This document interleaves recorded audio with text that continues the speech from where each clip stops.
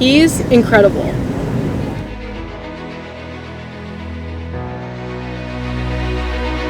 He's American. He's the Incredible Hulk.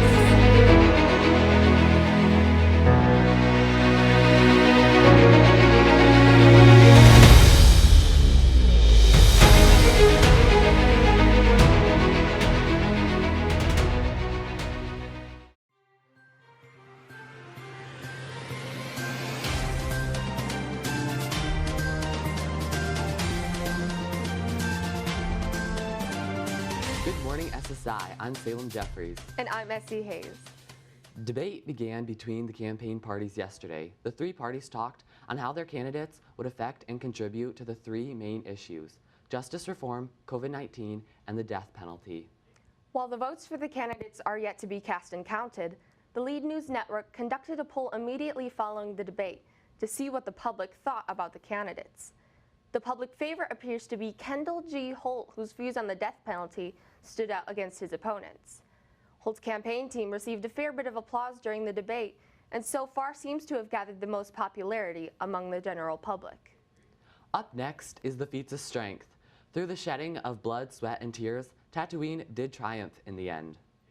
I am the feats of strength game master. There was speed volleyball, minute to win it, and the Tower of Babel with cups. I would say that the most competitive game, it's difficult to say. Maybe the minute to win it because it is direct head-to-head competition.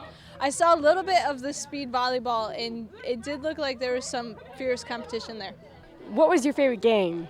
That's a good question. Probably the speedball volleyball thing. Probably volleyball. It's been my favorite. It's my third week here, and volleyball is always the most chaotic but the most fun. Well, I really enjoyed keeping the balloons up. The problem was that they just kept flying away with the wind, so I guess, they went into the unknown. What game do you think your team was the strongest at? I would say the Tower of Babel, but with cups, because I had a strategy that I previously used, and we won. The one where you're stacking stuff? Babylon? Yeah, that one. I think it's best we just let that question go. Let it go. For the first time in forever, I was finally able to use frozen puns all the time. I thought it was a lot of fun. I thought that under pressure they did really well. And do you think this game was safe? I think that the games were relatively safe. I was a little concerned at times with them choking on a pasta noodle or inhaling a Cheerio maybe. Overall, I think that the kids handled it pretty well. What I enjoy is in the middle of the game explaining to all of the poor souls that there's no more English allowed. There's confusion and silence. And then either they keep being silent, they forget that they aren't allowed to speak English, or they break out into my favorite part, a bunch of broken languages.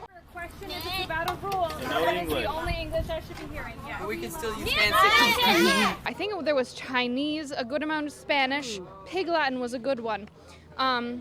They tend to find a word or two, like arrivederci, and then say it in varying stages and pitches to communicate what they're trying to say to their teammates. It is very creative and does not always work, but it amuses me greatly. And how did you feel during this amusement? I feel very powerful. I would apologize to all the students, but I used to be one of them, so this is my time now. Well, thank you so much. Hi, my name's Jeffrey. When I was 18, I found it was fun to make fun of old people. I especially enjoyed telling Mrs. Puffett, "Ha, you're old." The task force started by Fink stopped me. Thanks to the prison reform, I was taught my actions were wrong. Today, Mrs. Puffett and I stand with Fink's commitment to reform prisons and crush crime.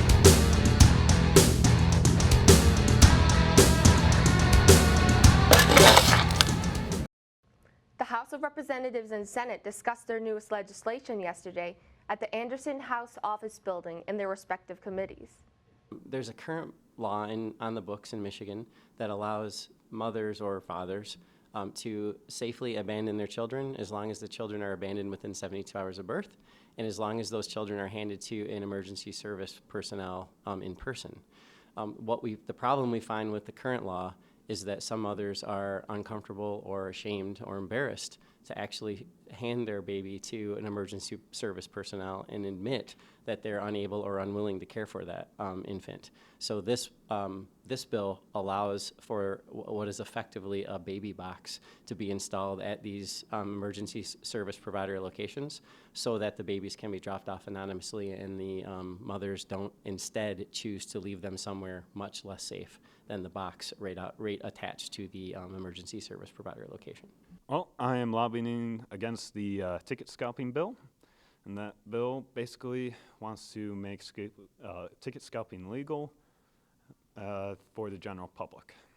Well, this bill, in many regards, it attempts to solve a problem, but in reality, it just makes more of an issue due to the fact that you're legalizing basically ticket scalping, but you did not legalize the fact that you can misprint a ticket, sell that ticket, then get arrested for a set of ticket, and if you do it in front of a police officer, you're able to get arrested right in front of them due to it being a 93-day misdemeanor than what's currently a 90-day misdemeanor. Basically, it's effectively causing price gouging because in 2018, on a Bruce Springsteen Broadway run that had tickets selling for $75 were all bought up and resold for $1,400. That's basically, Michigan would, if they passed this repeal, would be causing people to get price gouged and spend far more money than what it's actually worth to watch a concert. Well, this is your classic safety versus privacy. Being for the bill, I am for safety. And what I argued for today was I can easily track where my wife and daughter are using my iPhone, and they have shared their location. Whereas my son, he has turned his location sharing off on his iPhone for his own personal reasons, which I have not even asked him about. So if he was abducted, I would not be able to find him. And this bill enables law enforcement to find people like him or others who don't have that capability on their cell phones. The cell phone industry is required to have an arrangement with a local law enforcement agency so that when they put in a request, they don't have to go through hours or sometimes days of waiting to get a search warrant from the judge. They can immediately get the location from the cell phone provider. There is one other factor in this bill, and the factor is the abuse. So if a law enforcement personnel wanted to use this bill for nefarious purposes, their penalty is simply a misdemeanor, up to 93 days in jail, up to a $500 fine, which isn't very much at face value. I think the risk of law enforcement breaking the law and thus making this bill bad is much less than the risk of professional criminals breaking the law, which is what this bill addresses. So if a law enforcement officer would use this for inappropriate purposes, not only would they face the penalties that the bill says, but as the chairman of the committee, Senator Rick Jones, who's a former Eaton County Sheriff, said, they would inevitably lose their job, which means their livelihood and their career. What other law enforcement agency is ever going to hire them in that field? Well, that's the news. This is the Lead News Network, and I'm Essie Hayes. And I'm Salem Jeffries. And we'll catch you later.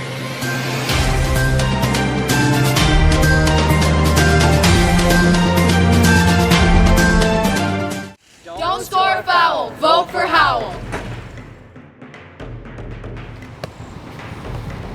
Come on, man. My vote's not going anywhere. Come on, man. That vote was pointless. Woohoo, Howell! It's not too late to vote for Howell.